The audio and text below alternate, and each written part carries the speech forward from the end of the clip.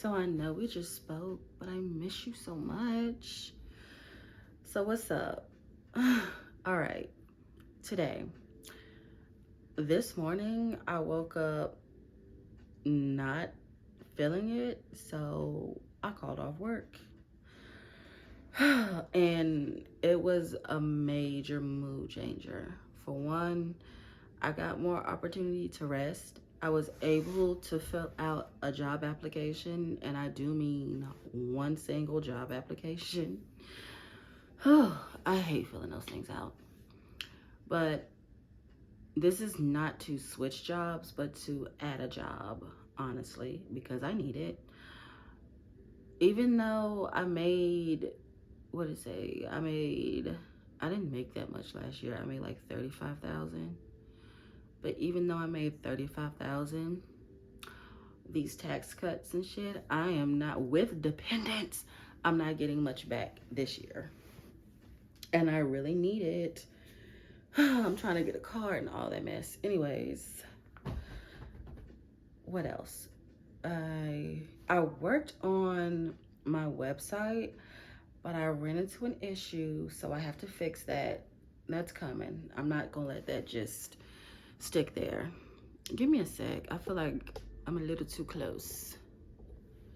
Then I did a lot of cooking today.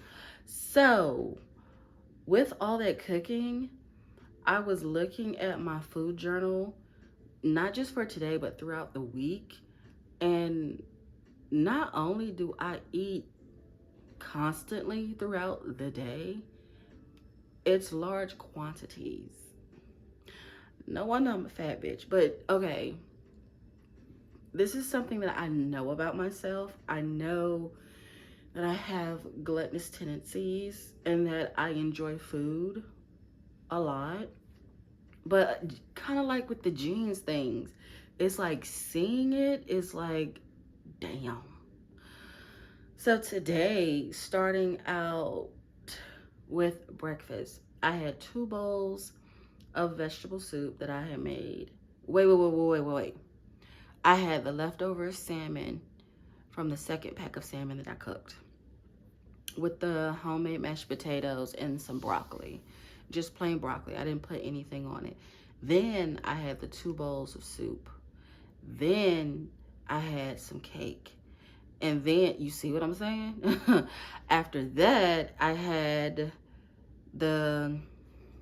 I made myself like a turkey burger, hamburger, but I put gravy on it and mushrooms.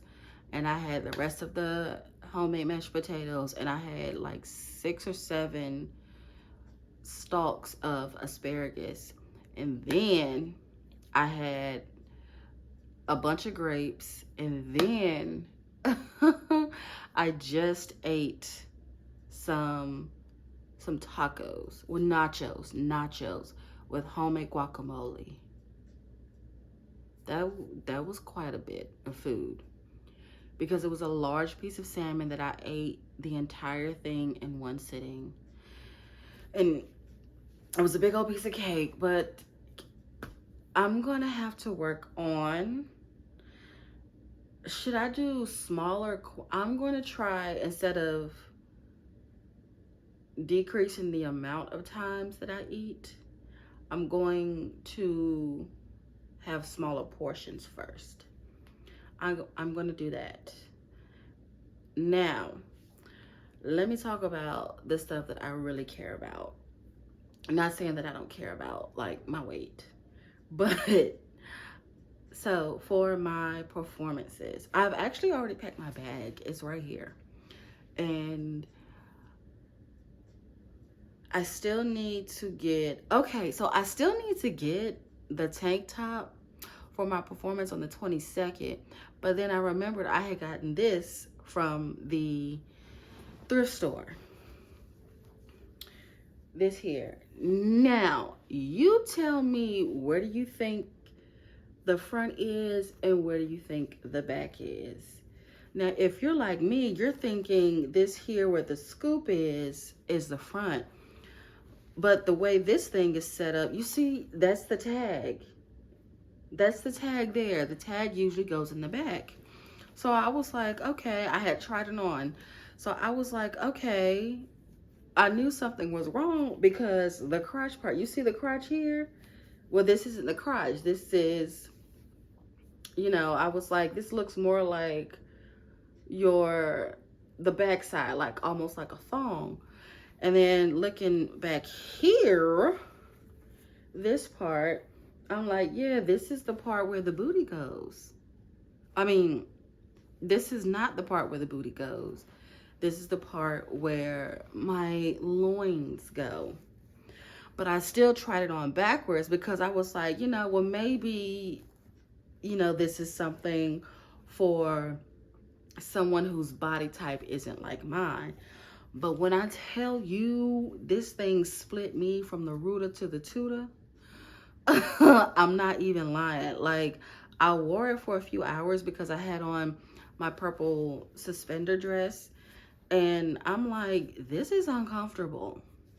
Okay? Because it was going all in between my lips. And then, of course, even with the bigger side, being in the back, my booty just swallowed it up. So I was like, well, dang, let me take this off. And I'm going to put on, like, back on my satin pajamas, the little satin tank top that I had on. Now, as I was taking this off, literally, I'm like, I'm pulling it down. And I finally see the freaking tag in the front. I was like, hold up. I had this thing on backwards the entire time. I didn't put it back on. Wait, no, I did put it back on. And when I put it back on and looked in my mirror, I put it on the proper way. I'm like, okay, the front part covers up a little bit better, even though, like, my lips were exposed. But this here, this part that looks like the freaking back, had my boobies out. And I was like, okay, well, maybe I should wear this for showtime. But I'm like, oh, wait, if I wear it for the show that I'm thinking about wearing it for, which is the hardcore heartbreak, it's not going to go with the lingerie. So I was like, that's out. I wonder if this was like a mistake. You know what I'm saying? Like, they made this and it was a mistake. It's been sewn together. I think it was sewn by the manufacturer because this is a tight sew. But how did that happen? Like, Miss Ma'am, how do you switch the back to the front on the top and then the front to the back on the bottom? So this is just a little something to wear, like, around the house. Maybe. I got it from the thrift store. It was like $2. It's a Colsey. I actually have on Colsey bottoms right now too. But I still have to get a tank top for my hardcore heartbreak show, for that act for the hardcore heartbreak. Then I added something to the first act for my Valentine's Day performance. And I'm trying to think if I should put it on up under the button up or on top. Now, on top makes more sense, but it would be cute if I put it on the bottom. I'll figure that out for sure. I'll probably just put it on the top. Now, for my second act for my Valentine's Day performance, I have a very pleasant surprise for the audience. I want to keep that to myself though. So I'm working on that. Now, I didn't really do any rehearsing as far as dancing today, but I did listen to the songs about 50 times each. Over and over again, trying to memorize some key phrases, if not all the lyrics, and then trying to come up with, like, okay, what will work as far as artistry in this performance with this lyric or, with this phrase. It's a lot of brain power. Also today, so I took the initiative to call my mother. I didn't really want to. It was more so to do it just to be able to say that I did. She didn't answer. She ignored me. And she didn't call back nor text. I didn't text either. I just called. But had she answered the phone, I was going to make sure it was going to be a very quick phone call. Because I only was going to ask, how are you? Are you doing okay? And then I was going to say, how'd your surgery go? If she has the propensity to dance around things, not specify, and honestly outright lie, if she doesn't give a dragged out sob story, knowing her, it probably would have been a dragged out sob story. As far as her surgery and how she's doing, honestly, I really just want to know, like, did they amputate? Because I think they did. Because she has I was saying bed sores or ulcers, but I think diabetics only develop ulcers. You develop bed sores when you've been bedridden. But she developed this ulcer, and it's a large one. Like, to the point where not only is, like, there's some necrosis going on, but in certain spots, you can also see, like, the pink and the white meat. And there was a smell to it. It's bad. I don't know what my brother and I have to prepare for right now.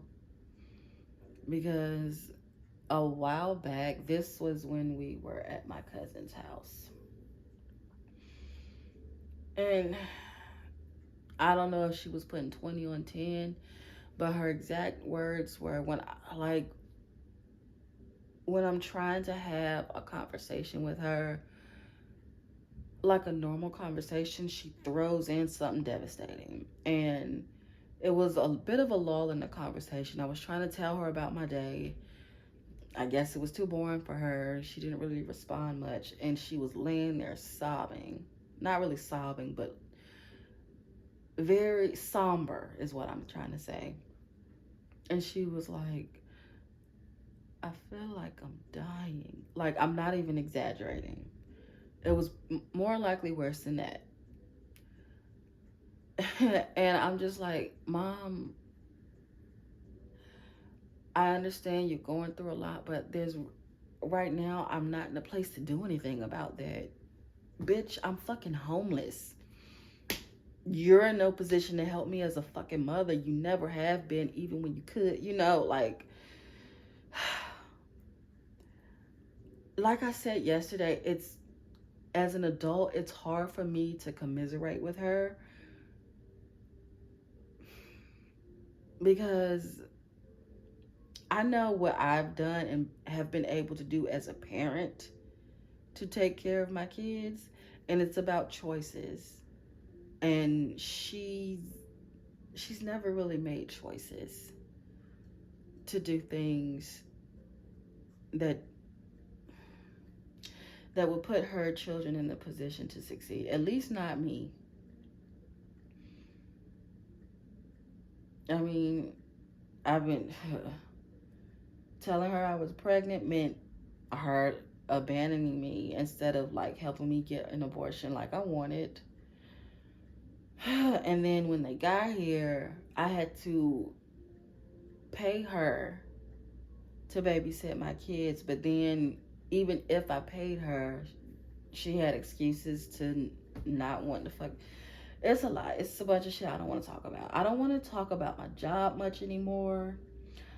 I don't want to talk about my shitty ass relationship with my mother anymore. So I need to go ahead and just take those things out of topic of conversation and out of my lexicon.